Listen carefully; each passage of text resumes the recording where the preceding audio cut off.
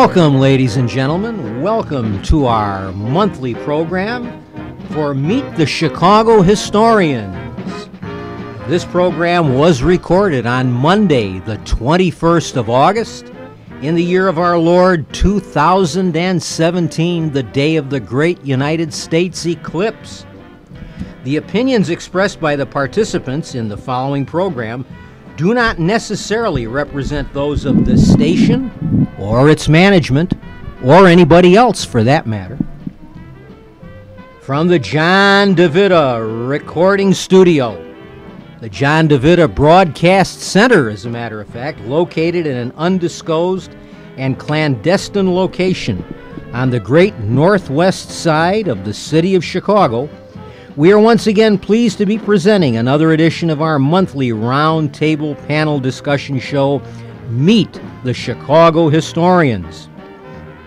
Today we have submitted for your approval our August offering of the show in the height of summer. And now, here's the man who started it all, John DeVita.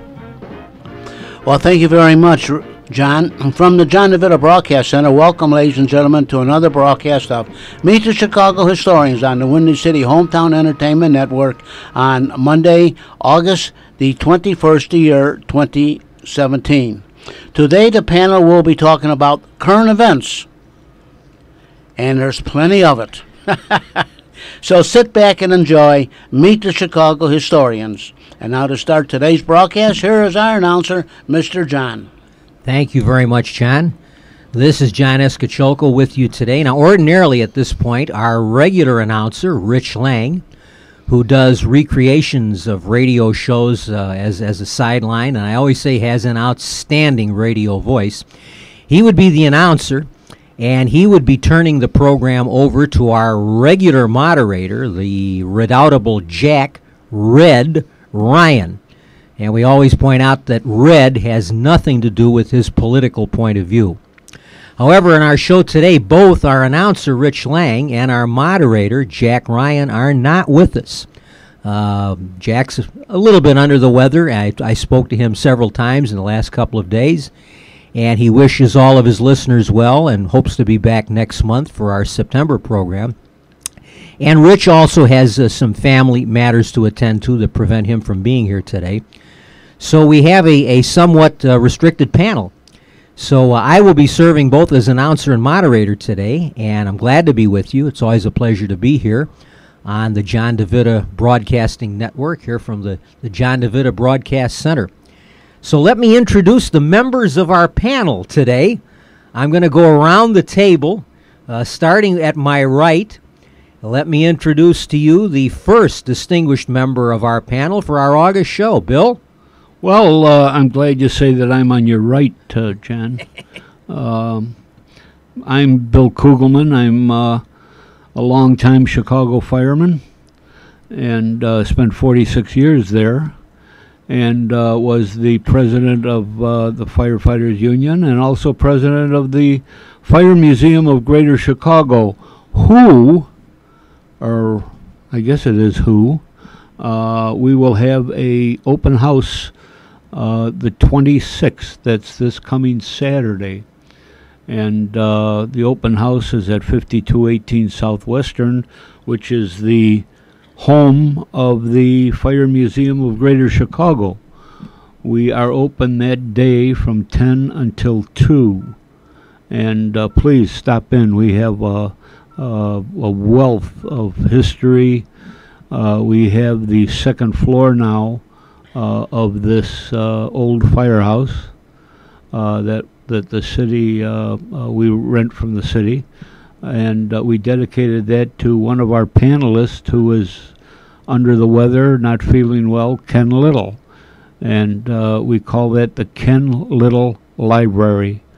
Talk about a place that is just a wealth of knowledge and history. Our two people, Father John McNallis and Mike Charnoto, are in there constantly sorting things out, putting them where they should belong. We have a copy machine And if you come in and find something with your loved one, your family's name, some article, you're welcome to not walk out with it, copy it, and then walk out with that. The kids get a big kick out of the fire trucks that we have. They are from the past, of course, but we want everyone to bring their camera. Put the kid up there, and the kids range from 5 years old to 85 years old that get as big a kick out of that as the youngsters. So that's about it. We just have ourselves, and we're sitting here in John DeVita's Broadcast center? well, yes, I guess it is a broadcast center. Not a crowded one today. No. With just John and myself. So come on out and see us at the Fire Museum, 5218 Southwestern, and we'd be glad to take you around. John? Thank you very much, Bill. Bill is a very dedicated firefighter. He has a wealth of knowledge about the history of the fire department here in the city of Chicago, and it's always a pleasure to be with him at our program. And in addition to our host, John DeVita, and Bill and I, there is a fourth member of our panel, but I don't think we'll be hearing too much from the fourth member. The fourth member's name is Kate. And what breed is Kate, Bill? Kate is a rat terrier. Ah. We used to call them fox terriers, but President Teddy Roosevelt, when he was in office, they tore down some stables in D.C., and they were overrun with rats. Wow. And so he contacted all of his friends, probably most of them were farmers that had fox terriers, and they were the mice and rat catchers, and the fox terrier turned into a rat terrier. Wow. They cleared up the White House. And Kate is a registered and trained drug sniffer. Wow. She went through probably more school than I ever did to get that the FBI school, and she's just been a great asset to myself, but a greater asset to the people that she catches and sends back to where they belong, to where they came from. I won't go any further than that. I hope people realize what I'm talking about. It's an honor to have her as our panel today. It's an honor to have such a distinguished dog she's in our a sweetie, panel. yeah.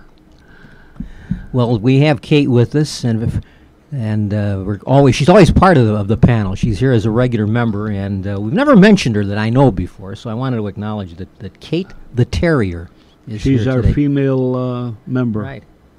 I don't know if terriers, for members of our audience, terriers were noted as rodent catchers. They were, throughout history, they were noted for rodents. In fact, the word terrier comes from the French word terre, T-E-R-R-E, which means the land or the earth, because terriers were always digging into the ground, chasing mice and rats. Exactly. And that's where that term, if you ever wondered out there in the audience what the word terrier means, it means that they dig in the earth for rodents. And so I'll tell you what, John, I've got a place up in Wisconsin, and the minute that I pull in the driveway and open the door, she's out of the car and hits the barn and all the areas where she knows looking for interlopers. She'll be, yes, exactly. even moles. Looking for critters that don't belong there. Interlopers. Well, that's what we're the makeup of our panel today is the four of us. We should mention Bill mentioned Ken Little, one of our regular panelists. Great guy, great historian. for many years has taught courses and classes in Chicago history, and just a great guy. Ken hasn't been here with us for a while. His health has been a bit under the weather, so if you hear this program, Ken, we're sorry you're not with us and look forward to the first opportunity you have to be back. Also, Al Obitz, who is a regular member of our panel. He hasn't been with us for a while, also health issues. Al served in the Army in Europe not during World War II, but in the aftermath of World War II. In the 50s, I believe, he was stationed in Germany, overseas. So we're a bit short of our panelists, but we're going to talk today about current events. I guess the biggest event in the news today is the great eclipse of the sun, which is not very visible from the Chicago metropolitan area. At least when I was coming into the studio, it's very overcast out there. The sun just briefly peeks in and out of the clouds. So we're not going to. It doesn't appear, and we're right in the midst of it now as we're taping this show. We're about less than an hour from the peak. They say that 87% of the sun will be covered in the Chicago area at its peak, but that may not be provide much of a show for people because the cloud cover is obstructing it. Down in Carbondale, Illinois, it's 100%, and of course this is apparently the first great eclipse across the United States in 99 years. Yeah. So quick calculation tells me that was 1918 the last time it happened. And this one is going to crisscross the nation from the west coast to the east coast. And some of the areas apparently they're going to get a spectacular view. The areas that have already passed the peak, Oregon and out west, I'm sure that's already taken place for them. But as it heads towards the east coast, apparently there's more cloud cover and storms along the Carolina coast. But it's a great event. Did you get a chance to see anything? I guess when you got here, it hadn't begun yet. No, it hadn't, John. But I've never seen anything like this for the media and for the interest that it has shown. Even my one granddaughter called and said that they are getting out of school so that they can watch it. Hopefully. They all have the approved glasses. And the ways to watch it, but I certainly hope nobody is foolish enough to look at it, with their bare eyes. I called my optometrist this morning and asked her if you get those smoked glasses when you have your eyes dilated. Right. They give you those glasses that are awfully dark, and I asked her if those were sufficient, and she said no, even those are not good enough to look at the sun. You have to get. She said it has to be something like welder's goggles. Welder's goggles. It has to be almost completely black when you look at it, other than looking at the sun. You have to be able to see nothing. And exactly. Yeah. So, it sure is an event. When a current event. I hope it turns out positive for a lot of these people, the astronomers and all of this. They tell us that. The tides, the animals, apparently animals really. I mean, it can really throw animals for a loop because of it turning dark when it's not supposed to. Yes, and they don't understand why. At the time of day when it's supposed to be daylight outside, it turns completely dark. Right. So I can understand that.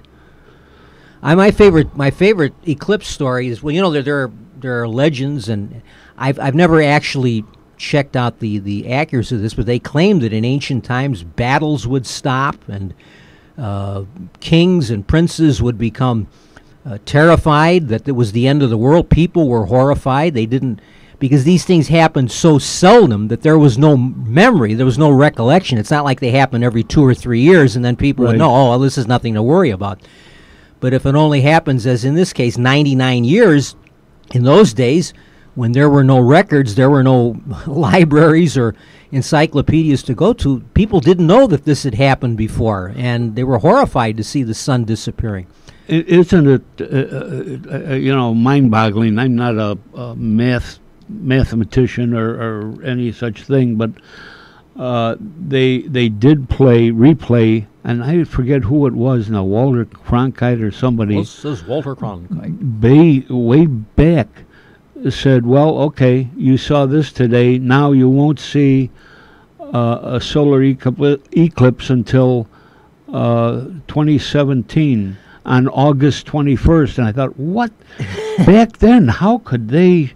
I mean, they can't tell you what the weather's going to be like tomorrow. They are able to predict these things way in advance. And I remember I think it was 1979. I remember this. It was in the late 70s, and I heard it was 79 because I went out in my backyard and I made one of these boxes that you can make a box. You put a pinhole in the back and a sheet of white paper. And I remember doing this, and you could see a perfect outline of the sun and it being, the being bitten away by the moon.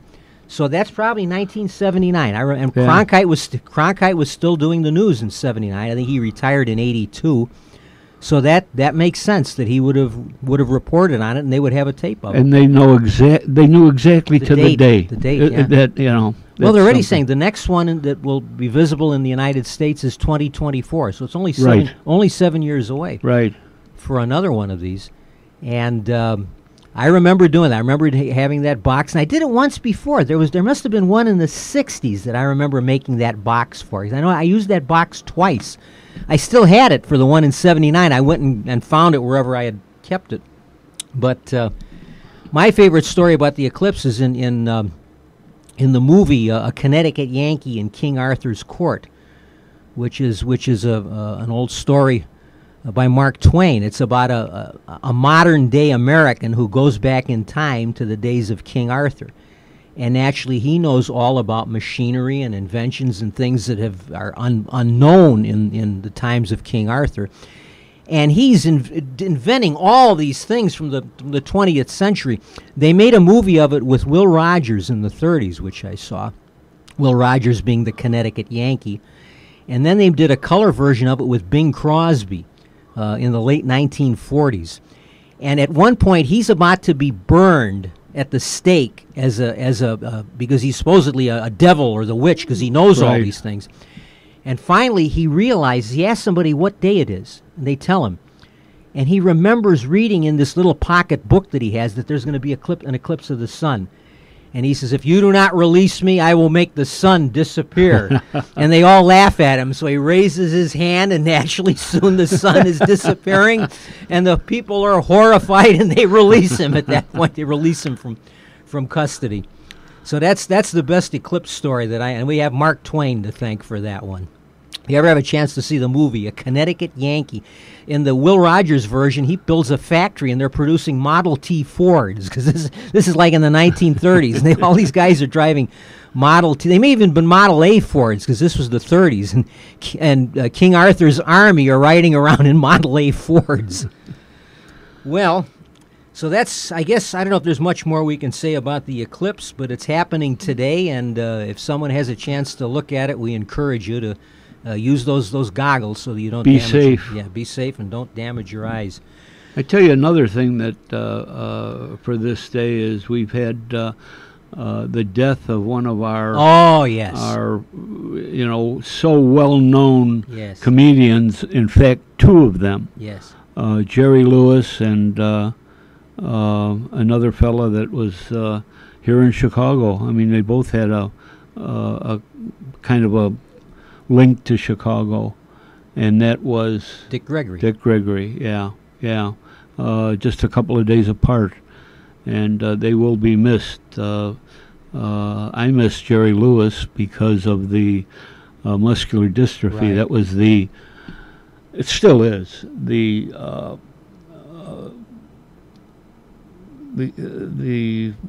I guess the favorite charity of the fire department. I imagine were you involved in raising money with boot days and so forth for muscular dystrophy? And when I was president of the union, we had a change of administration in the city of Chicago, and I will not mention her name because I'd probably swear if I did. She stopped us from collecting. Oh God! MD, and I was very close to it because a very good friend of mine, Bob Sampson, who was a very close friend, and I grew up with him. Wasn't he on the show? Wasn't he on? Yes, on the show. Bob was. You knew him? Oh yes, Oh, I grew up with him. grew up with him. My dad, after he got the MD. Was he the airline man? Yes, he was vice president of United Airlines. I never remember his name, but I always called him the airline man. Yeah, he was vice president of United Airlines. Worked for my cousin's husband there. Wow. He was vice president of properties. Bob, through all of his, all of this physical problems, went to law school, and he hung around Engine 102's house, Greenleaf and Clark. They lived right down the street. And my dad used to take him out of the wheelchair and throw him in the rig whenever they'd get a run. And Bob would be over there. He'd hang around the firehouse, and they would not take him. If the bell went off, hey, you got your homework done? No. Well, you're not going with. And they treated him just like that. Bob was a good guy. His brother was on the job, and his brothers, both of them are gone now. They're both retired. But Bob was on there, and when this happened, like I say, when I was president of the union, this stopped. Also, they stopped us from collecting for Misericordia. Oh, wow. They didn't want the fire rigs out, or whatever the reason. We've been doing it for 100 years. Anyway, for Misericordia, I went over to see and talk to the nun over there. Sister Rosemary is quite a character, and she just wasn't on the same wavelength I was. Her words to me were, "Well, Bill, we can thank the good Lord that we had some good days up until now," and I said, "Listen, that's not the idea. We can still have some good days," and they are back. They're doing something for Misericordia. I forget what it is now, John. But MD, really threw it. The whole country was out. And the fire department is such an important part of that. I can remember, because I always watched that show faithfully, and they would have the national president of the firefighters. I can picture him. I don't know his name. Harold Shedberger. Bushy hair, and he would come out several times and would present with an update of how many more $1 million they had raised for the... Exactly. Well, that was, that really touched us off, and I got a hold of Sampson, and also I said, who can I talk to? And he said, here's his number, Jerry Lewis. And bingo, that's what I did. I talked to Jerry Lewis. You talked to him? And told him what was going on, and he said, well, I'm getting to the end of my road with it, and which was true. And he says, I'll see what I can do. Well, nothing is up to this point has happened. They go on the TV or something now. They no longer have a telethon. They discontinued the telethon a year or two ago. Yeah, and it's a shame, because the guys enjoyed going out, getting out, and then coming down there and being on the TV. It was really nice. I went to Vegas a couple of times with Bob, and we took him there. And has he now passed away? Yes, yes, a few years back. His daughter wrote a book, put a book out, and I'll bring it to our next meeting. You can see it. It really tells a very well read story. He was a fixture on the telethon. He would always be out in the audience in a prominent place, and they would come up. They'd bring him up, and he would speak. He would talk with Jerry Lewis. United would send him, anywhere he wanted to go, but they would send him to Hawaii when he wasn't doing anything else, and that atmosphere there helped him a lot. Family, great family, good family. They lived out in Arlington Heights for a while. Yeah. That was a shame. It was a shame that, but that was my concern with Jerry Lewis, and now we just, they just don't do anything more. Another great person who had passed away 40 years ago yesterday. 40 years ago yesterday. I was listening to it on the radio from Kenosha, WLIP, and that was Groucho Marx. Oh. Yeah, okay. And on Sunday mornings when I'm getting ready to go to church, I listen to WLIP, which is AM 1050.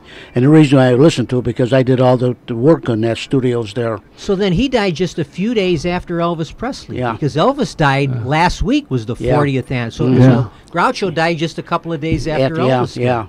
And Lou Laganti, who does the show Music of the Stars, he was. He had different programs where Groucho Marx talked to different people, and Jerry Lewis, that you were just talking about, he happened to be on with Groucho Marx during the heydays of radio broadcasting. Oh, what a pair they must have been. Yeah. Oh, yeah. Yes. So but I heard this morning coming back from Elkhorn that Jerry passed away. He was 90-some years old. 91. Yeah. I'm glad you. I wanted to talk about Jerry Lewis too because it's ironic, and maybe it's appropriate that he died 2 weeks before Labor Day. Yeah. Because I mean, for decades, Jerry Lewis, his name was synonymous with Labor Day. I mean, really, with the telethon. That was Labor Day. Labor Day was the Jerry Lewis telethon. Come to think of it now, gentlemen, just came back to my mind. They would have the main program at out in Las Vegas. That's where Jerry Lewis was, and and then they would break away. The different towns, different cities would break away, and then there was a couple hotels, and I happened to be involved, working for Illinois Bell, at that time when a TV station would go out to do a remote broadcast away from the studios, we had to run telephone wires from the remote truck. And then had to go back to the studios. See, the video goes by microwave, but the sound goes by telephone wire from the remote truck back to the TV studio. And I was at several different hotels setting up the broadcast lines for the telethon, and they would go to a couple hotels. United Airlines out there on Algonquin Road. Yes. And in fact, I just passed by there this morning coming back from Elkhorn. They would have a big room set up, and then they would have all kinds of telephones, and people would call in, and then they would interview different people, different celebrities from the Chicago area would come up there and talk, and it really brings back the memories of the stuff when you start talking about that, about the telethons and that. Yeah. And you know who was the legal guy for that place in Algonquin for United Airlines? Bob Sampson. Is that right? Yeah. Yes. Yeah. Mm-hmm. Yeah. They weren't gonna. Something was happening, and I know my cousin Dan was the vice president of properties and that, and Bob worked for him, and he says he was the guy that took care of it. The WGN would sit there. We would go to a couple of days ahead of time and set up all the cameras, and they had tables with telephones on it and all that, and we would I would set the telephone wires up between the TV truck parked out in the parking lot back to WGN studios on Addison and Western on Bradley Place, 2501 Bradley. WGN for many years was the Chicago outlet for the telethon. Yep. And for a long time they would have Bart Connor and Nadia Comaneci, the Bart Connor, the American gymnast, medal winner, and Nadia Comaneci was Romanian. Then she fled Romania when it was still communist and became an American citizen. They were married, and they would be the co-hosts of the Chicago edition. We never had a problem getting our firemen to get up there and man the phones and be that, because all you'd have to do is tell them, hey, you're going to be on TV. What a fire! They were the backbone of the telethon. Yeah. I mean, they were maybe the biggest single contributor to the telethon nationwide. Yeah. Well, we're coming up on break time, ladies and gentlemen. So this is we're coming to a close of our first episode, first portion of our August edition of Meet the Chicago Historians. So there will now be a brief intermission. You are listening to Meet the Chicago Historians.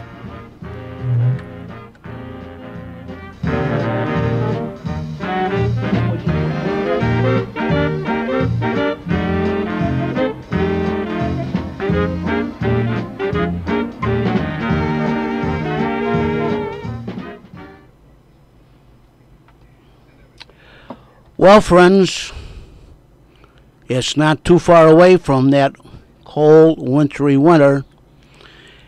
But right now, it's time to check the roof, siding, and gutters on your roof. You want to get ready for that undesirable winter season that's not that far away, and you don't want damage done to your house.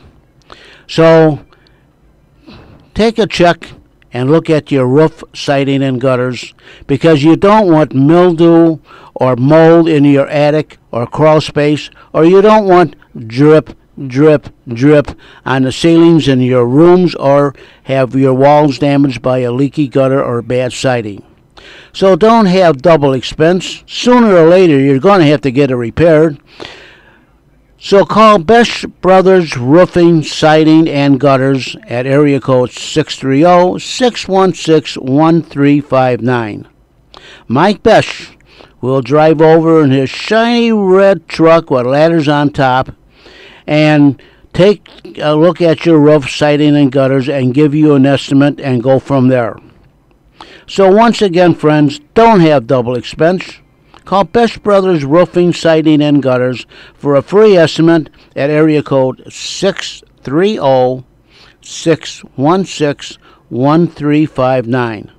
That's Best Brothers Roofing, Siding, and Gutters, and their number is at 630-616-1359. Call today for a free estimate. That's Best Brothers Roofing, Siding, and Gutters at area code 630-616-1359 for a free estimate. Mike Best will come over and look at your roof, siding, and gutters, give you an estimate, and then proceed from there. Best Brothers Roofing, Siding, and Gutters. From pain? Do you know someone that has constant pain of their low back, neck, shoulder, knee, or wrist? Have they tried medications, exercise, physical therapy, or chiropractic, and nothing seemed to make it better? Well, I may have your answer. Why not try a napropath? Hi everybody, this is Dr. Wayne Chickowitz, and I've been practicing 30 years treating pain. I'm board certified and hold a diplomate in pain management. For your convenience, we have two locations. In Cicero, 3602 South 61st Avenue, 708-656-7000, or in Villa Park at 122 West St. Charles Road, Suite 1A, 630-833-4007. Why not try a napropath and stop the pain today?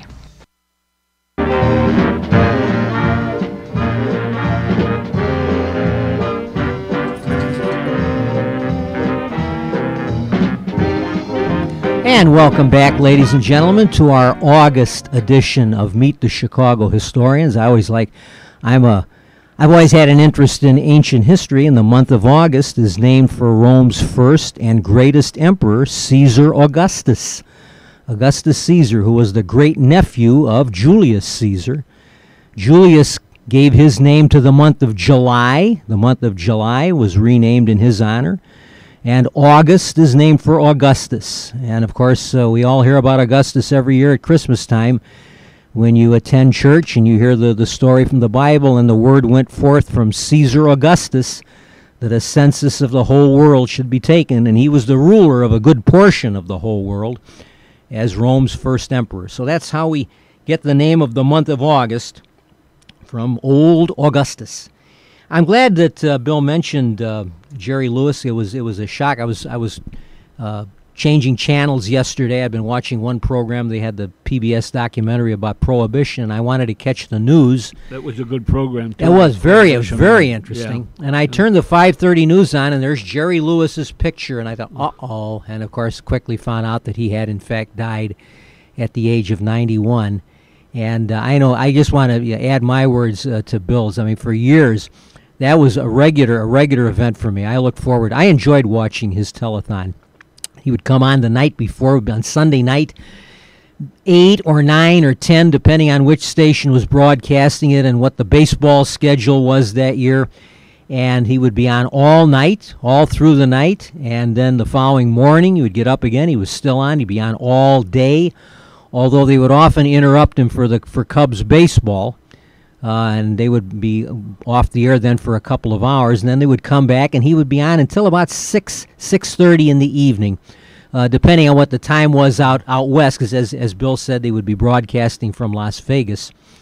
And it always ended with him singing that song, "You'll Never Walk On." And I'm not trying to mock him but that was the way he sounded. "You'll never walk alone." And he would, "You'll never walk alone." And then he would lay that microphone down on the stool, and that was the finale. He would walk off, and they'd have confetti coming down. And whenever they would announce the total, he would say, "Timpani." And the band would strike up a fanfare, and they would show the change in the scoreboard as to how many millions of dollars they had raised. But it was a great show. It always amazed me. It never seemed that he got that many big celebrities on his show, and I always wondered why more big names didn't come on. I enjoyed the entertainment they had. Don Rickles would be a regular on it, and I always liked Rickles. Frank Sinatra, and you can't get any bigger than Frank Sinatra. Was a regular for many years on his show, but it always struck me that there were a lot of other bigwigs in Hollywood that could have given up 20 minutes of their time. It was Sinatra that got him and Dean Martin. Dean Martin back together. Not that it lasted that long, but it was a big.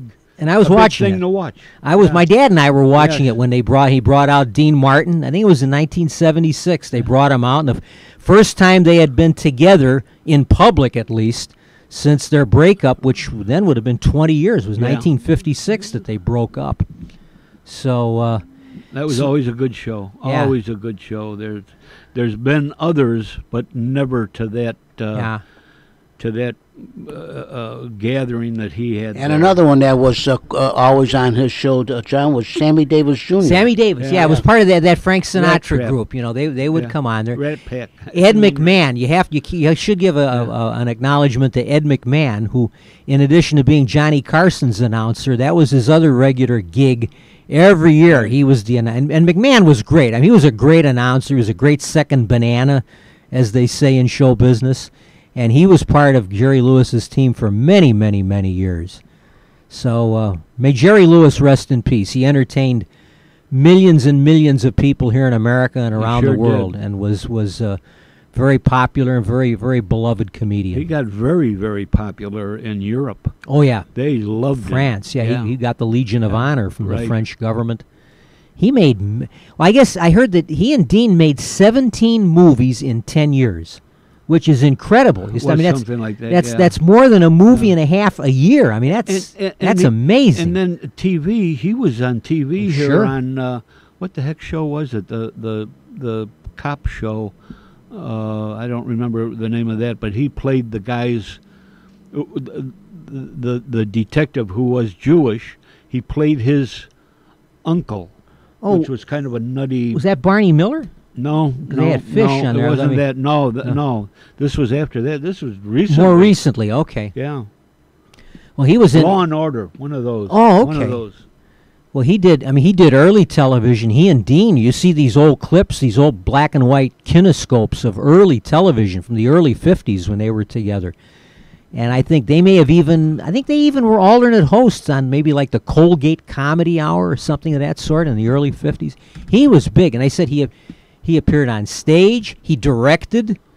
He was for a guy that dropped out of high school. He was a very, very talented guy, very capable guy. His name was Joseph Levitch. Yes. Joseph Levitch. Levitch, yeah.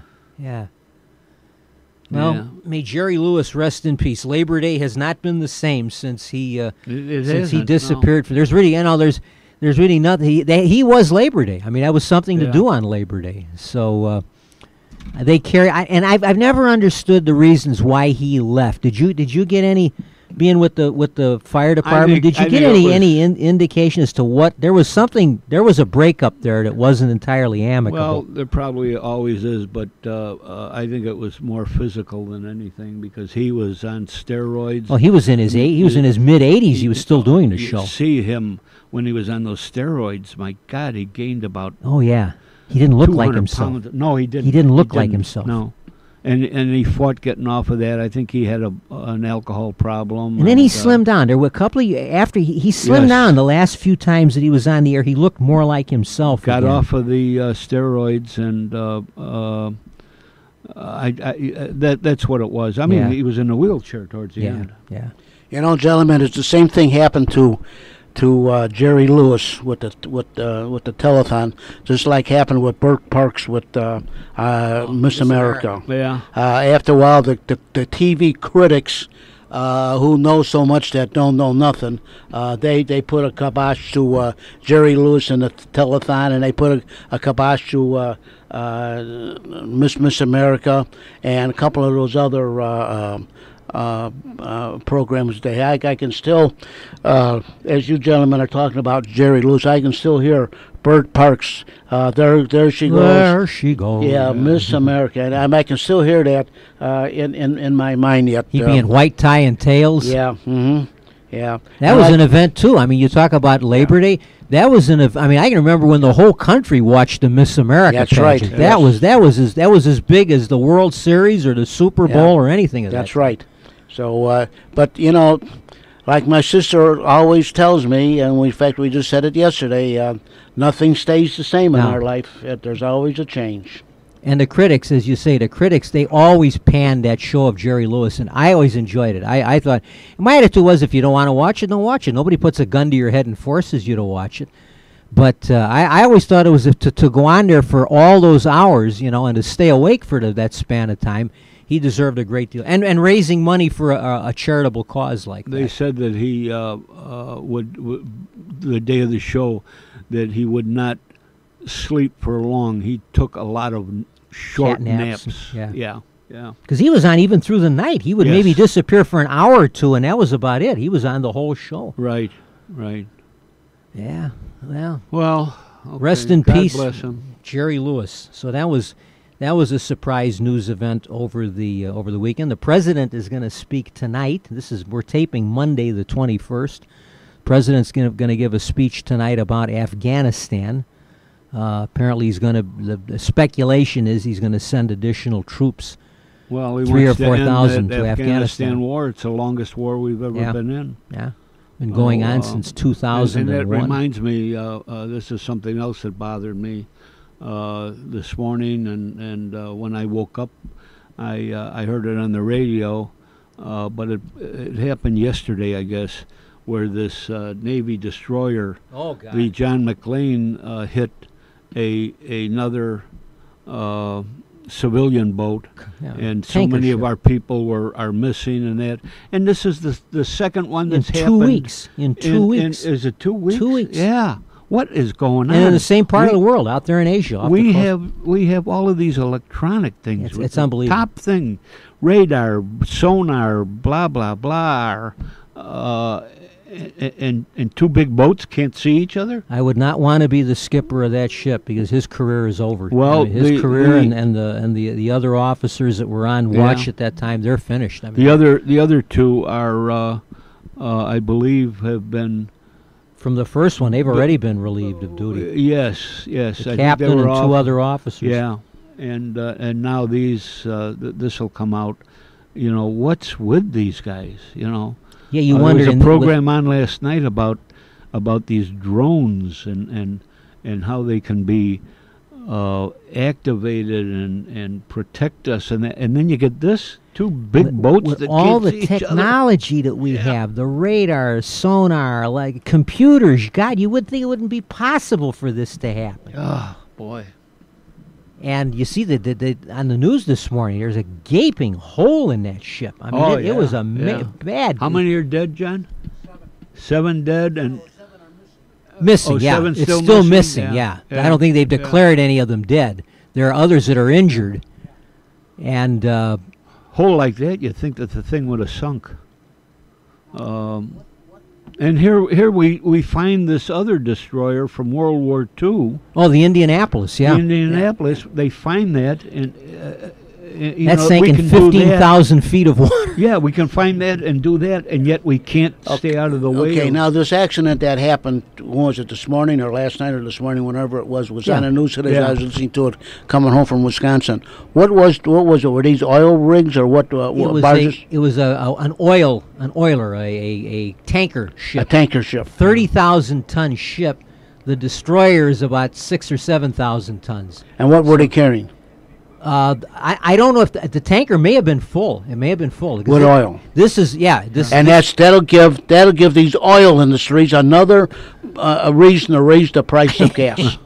Well, I don't know if there was any damage to the tanker because it's so much bigger. Mm-hmm. It's like a truck hitting a Volkswagen. Yeah, I mean, it's the truck is the tanker Because is enormous. this oil industry will do anything to raise the price of gasoline. It is so ridiculous, it's not funny. And when I was with WJJG, it's a wonder I didn't get thrown off the air more than once, because that used to be my bone of contention. I would go down Mannheim Road at 6:30, 7 o'clock in the morning. Thornton gas station would have gas at a certain price. When I would come back at 4 o'clock in the afternoon, it would be 10, 15 cents more. And it is still the same way. Now, a couple of weeks ago, I went to the gas station up in Elkhorn, and I got gas for my lawnmower. I got a 5-gallon container gas for my riding mower. Gas was at $2.18 a gallon. This was Saturday at 2 o'clock in the afternoon. I go back there at 6:30 Monday morning. It was $2.35. Oh my God. Yeah. Yeah. Well, they didn't say anything about whether this tanker was. I doubt it was headed for the States because this is out by Singapore. No. This was. I'm sure they could have been headed for Australia or Japan, or maybe Japan would be the most likely. They didn't or say South anything Korea. about that, but the Navy ship. There's no Come on, there's no reason for it. No, not. I mean, they say that these are crowded shipping lanes. All right, we understand So that. what? But there's no excuse for this. There's just no excuse. How would you like? I mean, to imagine the families of these sailors that are lost, assuming that some of them, if they are lost, to be killed. To lose someone in combat, you can understand that, but to be killed in an accident of this type, there's no explanation for it. And it's named for it's named for the father and grandfather Both admirals. of John McCain, who both had the same name, John S. McCain, who were both admirals in the United States Navy. McCain comes from a long-standing seafaring family in the U.S. Navy, and this was the destroyer USS John S. McCain. So, and this is a new ship. I mean, this is a very new ship.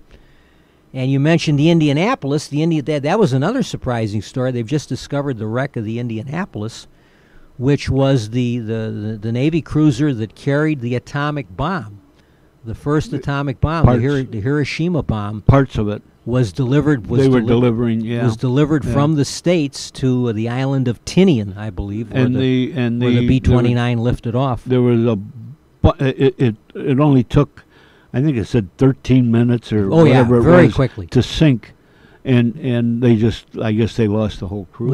No, there were survivors of it. There was that horrible survivors. story because there were a number of them that survived, and then they were out in the ocean for days. And That's right, they died from exposure, from shark attacks. There were men bobbing around in the water who were the victims of shark attacks. They did a movie about this some years ago on TV with Stacy Keach as the skipper of the Indianapolis. They did the story. I think he survived. The skipper of the ship survived. But it was on its return voyage from the Marianas back to after having delivered the atomic bomb when it was torpedoed. It was, in fact, the irony is the newspaper accounts. If you look at one of these newspapers from the dropping of the atomic bomb, that's the headline. The atomic bomb being dropped on Hiroshima, and then at the bottom of the page is USS Indianapolis missing. It was almost. The time was almost simultaneous to the delivery of the atom bomb that it had brought to the Marianas Islands. So they just discovered the wreck, and it's a deep, very deep part of the ocean. Boy, oh boy! So, crazy world we live in, folks. Yeah. Crazy world. So you get these people now that are back in Chicago that killed this. What was he now? Was he a comedian or whatever he was? They stabbed him to death. 71 stab wounds, and these two guys then split. Oh, and they caught him in California. Yeah. But they're back, and their reason that they did this was because they were going to then commit suicide themselves. And where do they get these crazy ideas? Was that the ones from Northwestern? Yeah. Yeah. Yeah.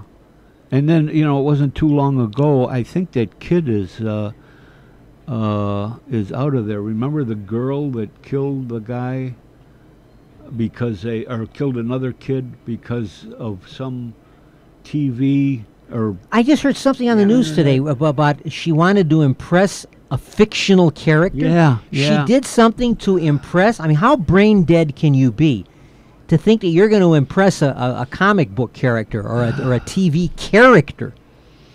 I blame the parents. To commit a crime. Was it murder? I didn't catch the whole story. Yeah, Did she commit murder? Yes. Because of a fictional character? And then took I think it was a little girl out in the woods boy. I just heard something where she had been committed to a mental institution or something. Was that it? Yeah, I thought I caught on the news today. Yeah. And I heard this tagline that she said she did it to impress a fictional character. I don't remember what fictional character that was. Some stupid thing, that somebody. It's like the saying, "How stupid can you be?" I mean, and then last weekend, Bill, did you happen to hear about three people that got shot to death out at the Illinois-Indiana border out there around Avenue B? It was supposed to be a house invasion. Oh, yes. Yeah. Well, it turned out to be not a house invasion. It happened to be Oscar's three cousins. Oh. And Oscar was supposed to go to this party, but because it was so far south and he didn't want to stay there overnight, he wanted to come back home. He didn't go. Him and his brother didn't go. Thank God. Otherwise, they would have been. So right now, Oscar, right at this particular moment, is at one of the funerals. From his three cousins. Oh, okay, yeah. So, like I said, this is a crazy world. You get scared to get out of bed in the morning because you don't know what the heck's what's gonna happen. Yeah, there are so many just unbelievably bizarre things that are happening. That's a good word, bizarre. Yeah. Yes. It's hard, and I have to think some of it is the culture that we live in, the movies, the television. And I don't watch any of this, but I see advertisements. I mean, some of these bizarre fictional accounts of future worlds of misery and destruction, and there's such a dark view, and there's so much popularity for all these dark visions of the future, that the future is going to be horrible, and you're going to live in a dictatorship or in some barbarian world of slavery, and I think it says something about the people, I think, that create this stuff. It says something about the people that are entertained by it. I've never found that sort of thing to be entertaining. I've never found a lot of these people are just naive, that they think this is the reality of life. But it is. I mean, that's people have such a dark vision about the world we live in and about the future. And I have to think that it causes these people to lose touch with reality, and they do things because they think they're in television, or they're living in this alternate world that they see on television. So, well, the only one that makes out on this are all the writers and producers. Oh, they make a TV fortune. The actors and directors and producers, they make a fortune. I mean, Hollywood is making money hand over fist, as they say.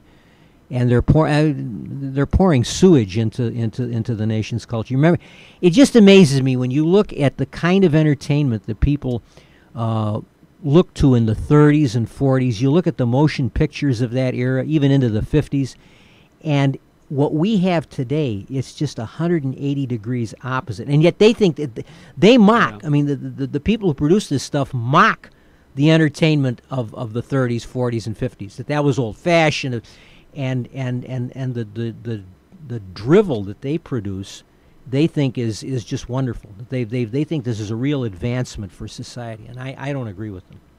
I'd rather see an old John Wayne movie, or Clark Gable, or Humphrey Bogart, or Betty Grable, or Ginger Rogers, and Marilyn Monroe. I mean, that was entertainment in those days. And it wasn't dark, and it presented a positive view of the world we live in. It was upbeat. It was entertaining. You went to movies, you watched television to be entertained, to get a better perspective, not to feel that you were in the middle of a bloodbath.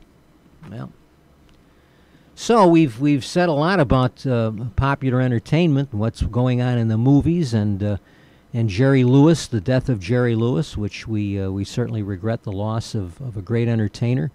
We're coming up on the Labor Day weekend. It's only, I believe it's 2 weeks from today. I didn't double check the calendar, but I believe it's 2 weeks from today. Yes, it is. Yeah, the 4th. So we've got, that's the considered to be the end of summer. I always say there are three ends. There are three ways of looking at summer. Summer, you can think of it as June, July, and August. And if you think of it that way, which is what weathermen call it, meteorological summer, then summer ends on August the 31st. Or the way most people look at it is that summer begins on Memorial Day at the end of May and ends on Labor Day. So that's another way of thinking the end of summer.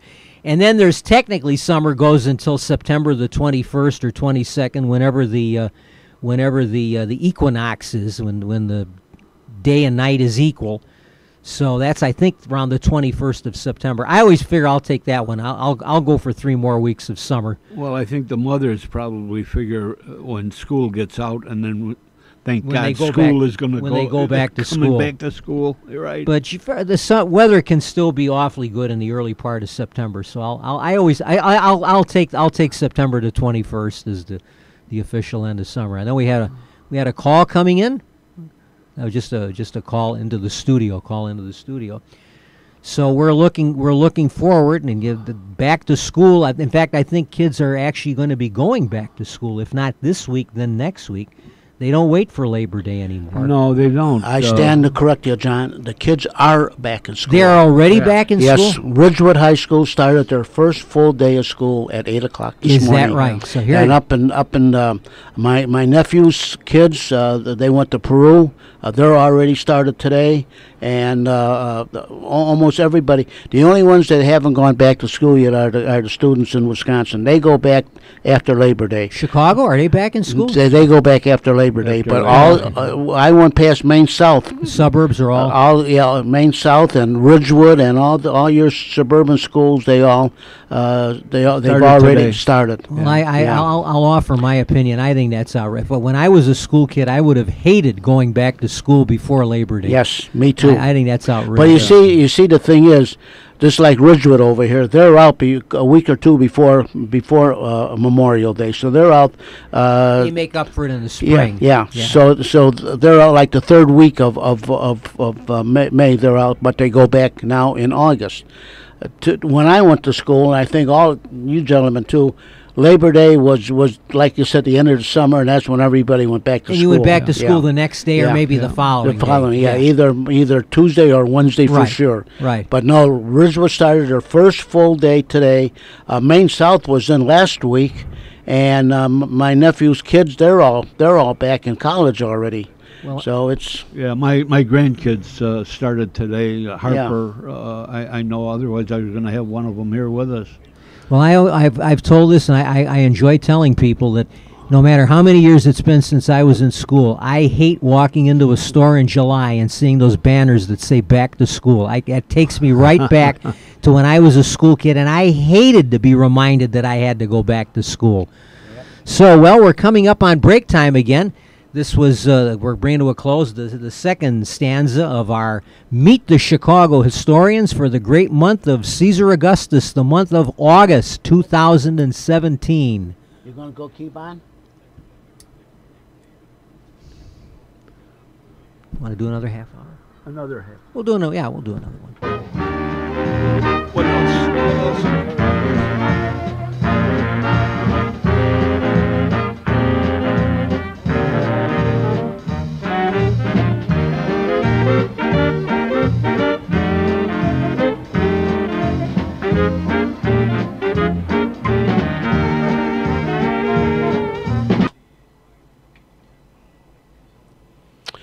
Hey friends, do you need an awning over your front, side, or rear door? Or your windows? How about a canopy for your carport? Or a patio cover over your patio so you can enjoy.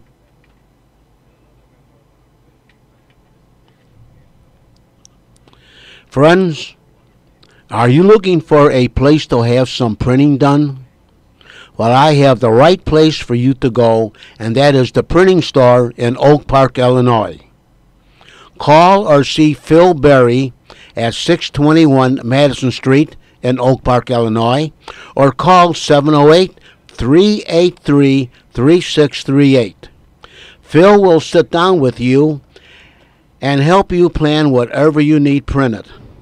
Now, his products are brochures, booklets, business cards, catalogs, envelopes, letterheads, flyers, invitations, newsletters, notepads, menus, mailers, manuals, labels, posters, postcards, price lists, NCR forms, sale sheets, table tents, pocket folders, and presentation forms.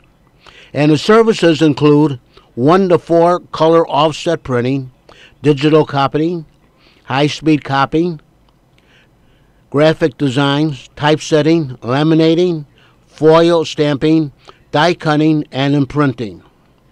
And he also has a complete bindery service which includes booklets, cutting, scoring, folding, numbering, padding, and drilling. So once again, for all your printing needs, see or call Phil Berry at the printing store at 621 Madison Street in Oak Park, Illinois, or call 708-383-3638. And once again, they are located at Madison Street and Clarence Avenue, just east of Oak Park Avenue.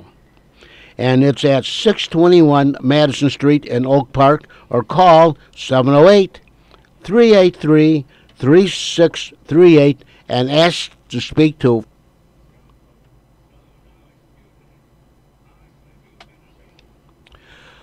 Do you need a carpet for your living room, dining room, bedroom, den, or family room, or even outdoor patio?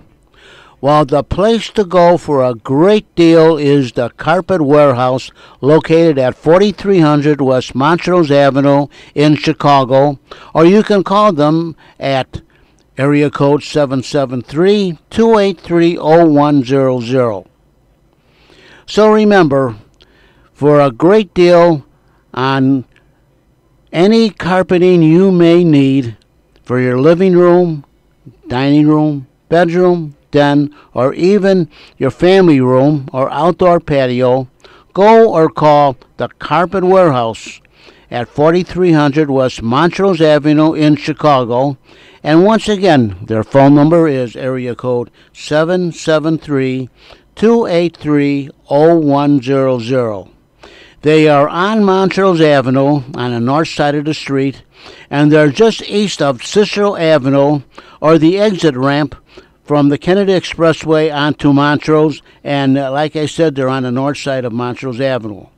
Carpet Warehouse, 4300 Montrose Avenue, or call 283-0100 for a great deal on any carpeting you may need for your home or business or anywhere. The Carpet Warehouse, 4300 West Montrose Avenue, Montrose, just east of Cicero Avenue on the north side of the street, 4300 West Montrose Avenue, and their number once again is area code 773-283-0100.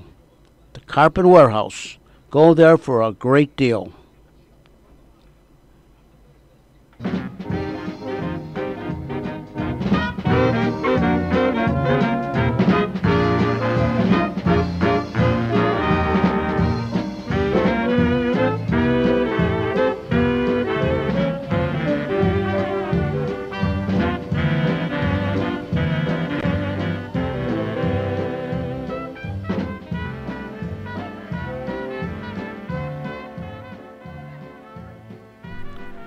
Well, Bill, we are back here at Meet the Chicago Historians, and I understand, Bill, that Saturday was a big milestone in the Chicago Fire Department. Engine 124, which is located on Kedzie Avenue, just north of Montrose, had their 100th year of service to the Chicagoland area. You want to have anything you'd like to say about that, Bill?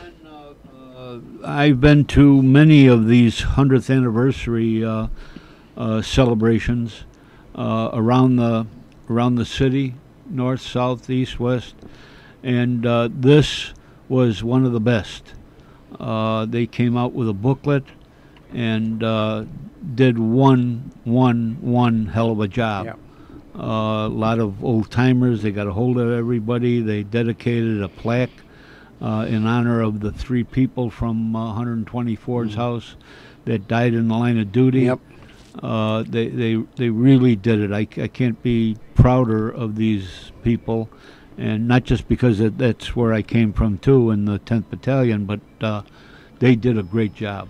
Well, Bill, when I was president of the 511 Club, I was to an awful lot of 100-year dedications of the fire department. Engine 88, Engine 89, 91, 106, and all the great guys. And I must say, 100 years of service to the city is really a milestone. And I know Engine 7 over on Belmont Avenue, just west of Cicero Avenue there, when we did the dedication over there, I presented a plaque, and every time I go down Belmont Avenue, I go past that firehouse, I think about the day when I was there doing a dedication, and there's a plaque hanging on the west wall of the firehouse that I presented to them with my name on it. They're very proud. Yeah, they're very proud. I was, like I say, I couldn't be prouder of these people that put this celebration on, and it's a shame that more people don't know about this. I didn't see anything on the media at all. I didn't see anybody there from a channel. I'm sure that the captain, Ed Carone, contacted them. I know I did, and but there was no one there, and of course, you're kind of on the bottom of their list when something else is going on in the city. That's what we've been talking about here. But no, it was very nice, and it was so great to see guys that you worked with years and years ago, and it's got quite a history. And just a reminder for everybody, the last Sunday of September is when we have the memorial service at Rose Hill Cemetery for firemen who have lost their life in the line of duty from day one right up to present time. Exactly. And that's a great event. Yes, I tell you what, and there's another thing I'm very proud of. I was the guy that started that, and it has grown. And I hope we have a good day that day. You're the one that started it, and I'm the one that's in the cemetery at 4 o'clock in the morning setting up a PA system. I'm surprised they didn't call you for 124. They had some type of a PA system. I didn't see who it was there, John. It might have been somebody that they knew. But yeah, Rose Hill is that ceremony is quite the thing too. I've had the opportunity to attend that ceremony at Rose Hill Cemetery for a number of years now, since I became associated with John DeVita at the old WJJG radio station, and I've made it most years since then, and it's a great event. It's pageantry, patriotism, the flag, the national anthem. They have clergy there. They have a Catholic chaplain, a Jewish chaplain that give beautiful invocations and a benediction. There's the pomp and circumstance, the honor guard, all the brass. There's row after row of the ranking officers of the Chicago Fire Department in their dress uniforms. It's a beautiful sight because there's this obelisk this monument that goes back to before the Chicago fire. When the first time I attended, I thought, well, it's probably something commemorating the Chicago fire. No, this is from the 1850s, I believe. When it was a volunteer. Yeah, commemorating department, firefighters that had died before the Civil War, before the Great Chicago Fire, and they have the arched ladder trucks with the American flag suspended from the two ladders overlooking the podium, and it's a beautiful ceremony. It's a beautiful setting. I mean, you're out in this beautiful setting in this cemetery with trees and grass and shrubbery and landscaping, and it's something worth seeing. It's a very impressive ceremony, and I look forward to attending every year. It keeps the interest of the job in the minds of people that do attend these things, as they should when they come over to the museum and see what our history has been. This is the city of Chicago. We never had a museum here in hundreds of years until 20 years ago. We celebrate our anniversary in October, and we're having a fundraiser at the fundraiser at Marionette Park on Bourbon Street, and it's going to be October 7th. A lot of people don't even know. People on the job don't even know that exists. But during the time I was president of the local, I didn't really have the time to put into that, but then after I left and got involved with the Fire Museum, I convinced Alderman Burke that that firehouse, which is 123, is actually their original house, and was vacant, that should be the Fire Museum. And I always thought Bourbon Street was in New Orleans. Yeah, but so did I when people say that. But Marionette Park, it's a long ways to go for a North Sider. I wish we could get something up north here, but anyway, that's where we have been, and it's it doesn't cost us that much to pay the city, but for what we've done there, we've probably got, I would estimate, I bet you we've spent $300,000 in fixing that place up, starting with a new roof and in the basement all the way through, and it hasn't stopped.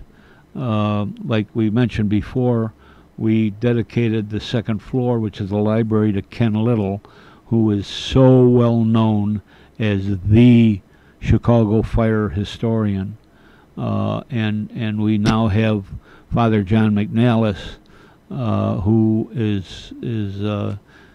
took the place of Father Tom Mulcrone as the chaplain of the Chicago Fire Department. And John McNallis he's up there as much as he can, and he's involved with this history and putting things together. And I wish I could do that. I just don't have the patience. And I see that's a Saturday night, October the 7th. Yes, it is. Saturday night. Yeah. And 4 p.m. to 9 p.m. Exactly, and they've treated us. They treat us well up there. There's no doubt about it. We have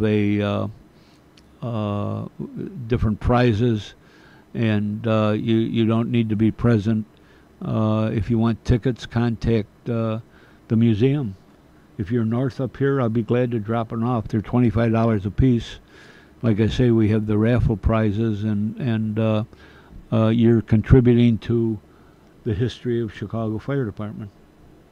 It's a it's a shame. Nice museum. It's a very nice museum. As close as I am with the police, that they don't have one. They just they had thought about one under Phil Klein. Phil got a hold of me, and there's no police museum of any kind. No. Not even at their training center. No. No, there's a few things there that they've got, but not an actual museum, as you want to call it that. We tried to get it going. We had a couple of places that Phil thought would be, suitable, and no, they weren't. The real estate was just too high to let the police department have a museum. That's the feelings of this city. Well, haven't they had police stations that have been replaced and you know, Yes. obsolete? The way you have firehouses that are deactivated? Right. Couldn't they have found an old police station? Yeah, well, they did. They tried a couple. Phil had the same idea I did. You know, that would be just as we did with the fire museum. Yeah, an old police But station. no, the City neighborhoods wanted that they were in, they saw that it was just the real estate price was out of this world, and the city's not going to do anything foolish by turning forego the money they can and- make by selling the exactly, property. Yeah, exactly. Oh, a lot of their stuff is because the city's is- always so is in- frugal with money. I Oh, mean, absolutely The city's they always are. very careful. Oh, they're with every, tight. every penny. you yeah. know. They a lot of their stuff is down in Springfield. I don't know how that's going. There was a guy that started one here. It was over on. It was behind the old police headquarters at 11th and State, but that folded up, and you just have to have some people in there that. I was know, some years ago. they're going. I was in Philadelphia, which is roughly the same size as Chicago, major city. Right. And I remember being, and I think they have a. I think what they have is they have a municipal museum. That's the history of the Philadelphia. But there was a section of it that related to police and fire, because I remember pictures of the Philadelphia police force in 1880. And they were all dressed in Civil War style uniforms, and the officers had swords. The police captains and brass had swords like a Civil War officer did. So I know that Philadelphia has at least a part of their museum that's dedicated to the police department. Oh, Here in Chicago, you say has nothing. Yeah, and there aren't that many police museums, but there are a load of fire museums. Here, Elgin has a great museum, fire museum, in an old firehouse, and Milwaukee, and you go all over Denver. I don't remember the name of the town in Florida. They've got a beautiful one. And the problem with the fire department is we need something big, Yeah. because to show off our rigs, Equipment, sure. they're not little Volkswagens. You know, And there's so we much need- you could see. You could if they had these, the antique pieces. Yes. Those old steam. I mean, I've seen them in the movies. Those steam-powered pumpers that they had Right. in the 1890s. You see these horse-drawn They're still pumpers that around. they had. They're still around. There's collectors. Sure. We have one. We have several old rigs. We have several of them in storage Because you don't have because the we don't space have a place display to put 'em, them yeah. out. Yeah. You know, and, And where people would else love do you to see take a that. bunch of kids and let them crawl up in the hose bed or whatever, the front seat, and take their pictures and that. We do have at our open house, which is the fourth Saturday of every month except for December, we do have people coming from around the country to see us, not just around here. There's firehouses. Itasca's got a little museum set up. Elgin? Yeah, John. I mentioned Elgin. Yeah, Elgin has got a real nice setup. I believe Des Plaines has got some old stuff there, but that's just they show off a little bit here. It's not a regular museum, Yeah. Oh. Yeah, if anybody was interested, this is our fundraiser for really one of the first ones. Everything revolves around the almighty buck, Yeah. and that's what's been costing us. We still have things to do. But it's interesting.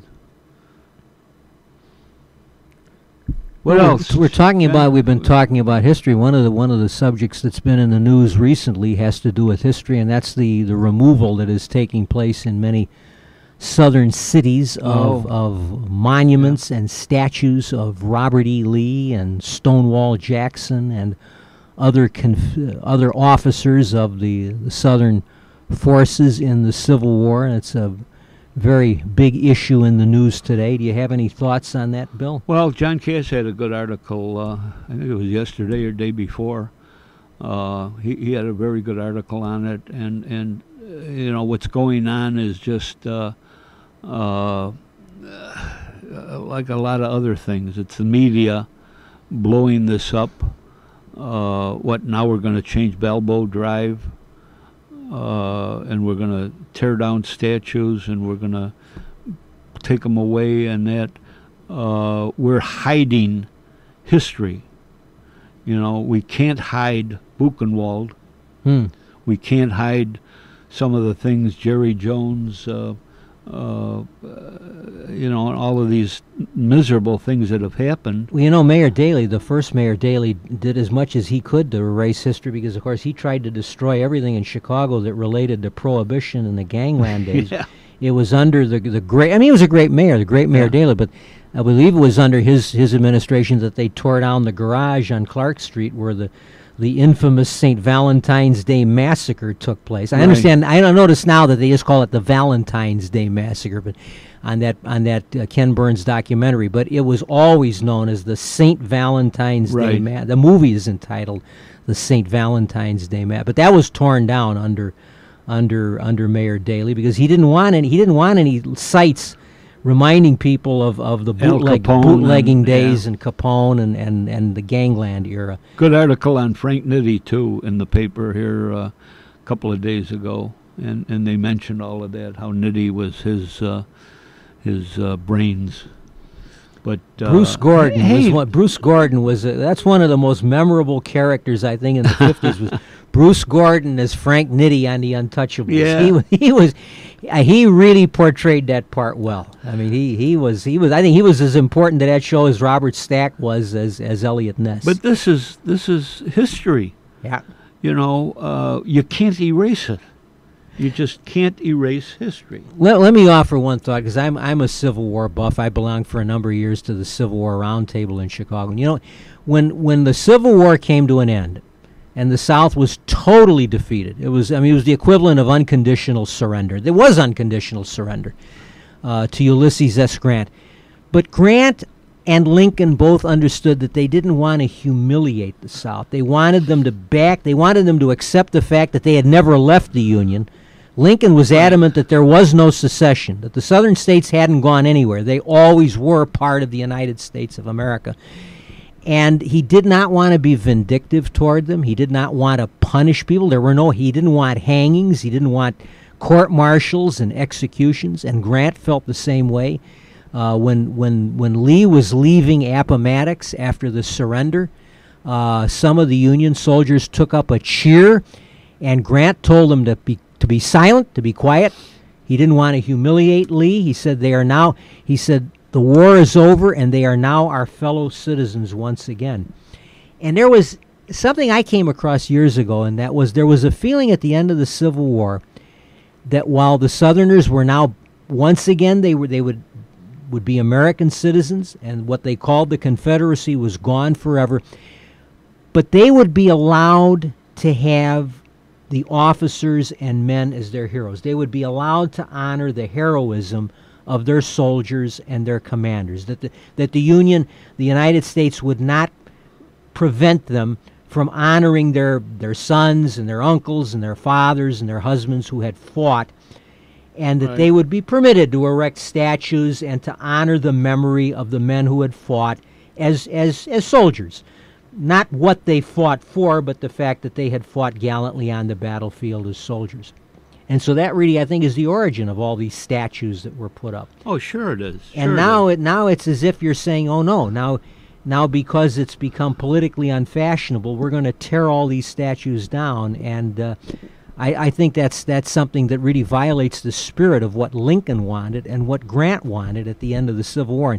And God knows they had more of an interest in it than some of these politicians today that are grandstanding on the subject. I watched a very interesting program for myself because my uncle who I was named after, died in World War I. He died those last minutes. Oh, wow. And I believe it was public TV in WCIU. Oh, or the show whatever about it the was. last day of the Yes. First World War, the last Yes. casualties at the very last Yes. November 11th. And that was was a quite good show. interesting to myself, because there was always the question, well, did Bill come over here to the United States, to Rose Hill Cemetery? That's where he's buried. On his own? Did the family, blah, blah, blah, and that answered a lot of questions for me. I wish the rest of the family, who are gone now, of course, would have seen that and seen the reasoning behind it. Some of these so-called hero generals and people running it just said, no, we're not going to stop. We're not going to have a peace until they get down on their knees and beg for it. And that was the reason it lasted and lasted and lasted. The armistice just didn't come up. The Kaiser actually was interested in ending the war months before it actually came to an end. The German government tried to communicate. They wanted to end the war on some kind of terms, but there were those on the Allied side that just, as you say, they wanted to grind them into absolute surrender. Yep, exactly. And men died. That was very men good. I'm died going to try to because get of a that. copy of that. I have my cousin's son's wife is very interested in the genealogy. And we're now in the midst of the 100th anniversary of America's participation, 1917, Exactly. and it'll end next year on November the 11th on the 100th Armistice Day, the 100th Right. Armistice Day, which commemorates 1918. So it's an appropriate thing to talk about at this time. And there were, I mean, you're talking about rewriting history. There were generals, I'm sure, who had statues erected in their honor in the aftermath of the war. When today we look upon these generals, they were idiots. They were slaughtering men for no purpose. But that doesn't mean now you're going to tear the statue down because opinions have changed about whether they were heroes or not. No, this is a nutty. We got to do something. Yeah. So let's do that. Let's tear this down and. Crazy. I saw the one on the news Crazy. where they actually pulled a statue down, and that was not a statue of Lee or of any general. It was just a statue of a soldier, just honoring. And I don't know. There may be. I would imagine there are probably people in that area that are descendants, great grandchildren of those that fought in the war, and their opinions don't seem to count for anything. It's just those that are in the news now that they want all these statues gone.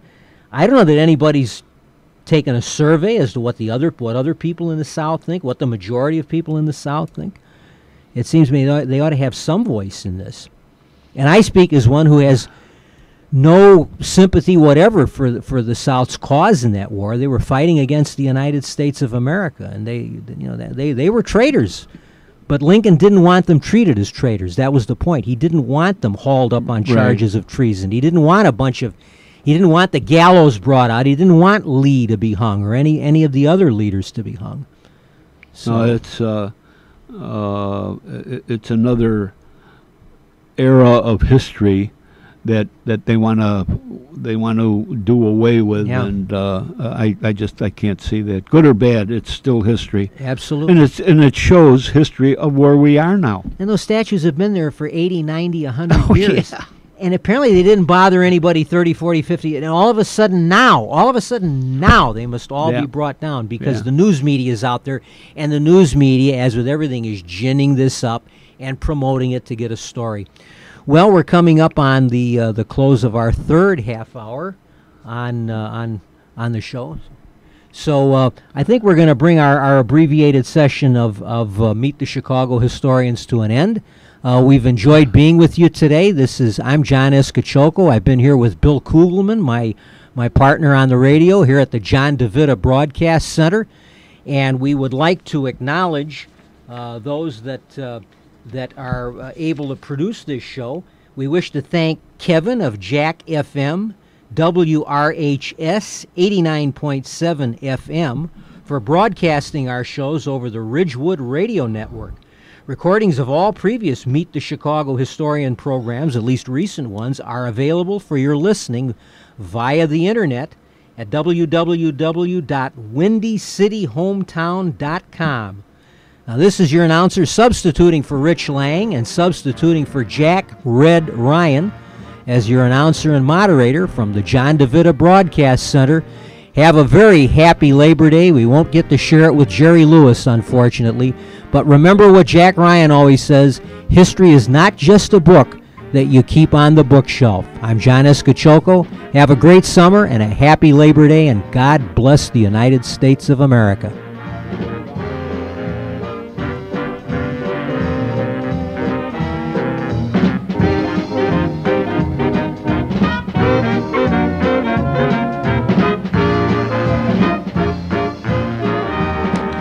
You have been listening to Meet the Chicago Historians from the John DeVita Broadcast Center on the Windy City Hometown Entertainment Network on Monday, August the 21st, year 2017. This broadcast was produced by Jack Ryan, directed by John DeVita, and our special thanks to the executive producer of Windy City Hometown Entertainment Network, Mr. John Secondo. Until next time, be safe and thanks for listening.